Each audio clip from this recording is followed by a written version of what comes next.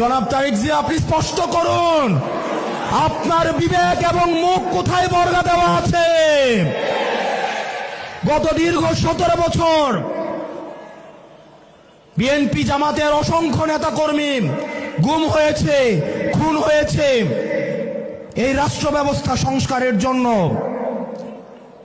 আজকে যখন রাষ্ট্র ব্যবস্থা সংস্কারের সুবর্ণ সুযোগ তৈরি হয়েছে, অত্যন্ত পরিতাপের বিষয়, কিছুদিন হয়তো পরে আমরা শুনতে পাবো হাসিনা ছাড়া ফ্যাসিবাদ ব্যবস্থার সবকিছুই আপনারা রেখে দেন।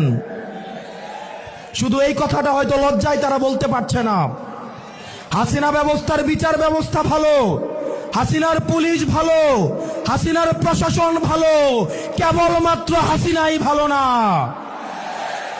আজকে আপনারা হাসিনার সবকিছুকেই টিকিয়ে রাখতে চাচ্ছেন। এই তরুণ প্রজন্মের কাঠগড়ায় আপনাদেরকে দাঁড়াতে হবে।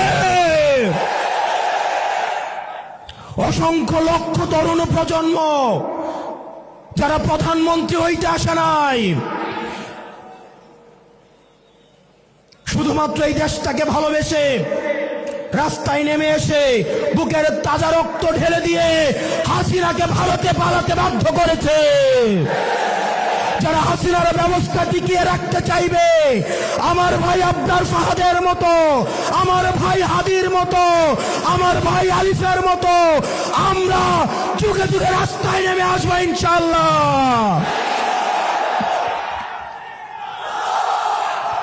বাংলাদেশ স্পষ্টতই দুই ভাগে বিভক্ত। এক ভাগ গোলামীকে বরণ করার জন্য প্রস্তুত হচ্ছে, আরেক ভাগ আজাদির পক্ষে অবস্থান নিয়েছে। এক ভাগ ভারতীয় আধিপত্যের কাছে মাথা নত করেছে, আরেক ভাগ ভারতীয় আধিপত্যের বিরুদ্ধে বিদ্রোহ ঘোষণা করেছে। আমরা জানি আমাদের পথটা লম্বা, আমাদের এই লড়াইটা অনেক দীর্ঘ। আমাদেরকে আবার সুপ্ত গুপ্তর এই ধরনের তৃতীয় শ্রেণীর ভাষা দিয়ে আবার হত্যাযোগ্য করে তোলার ষড়যন্ত্র করা হচ্ছে।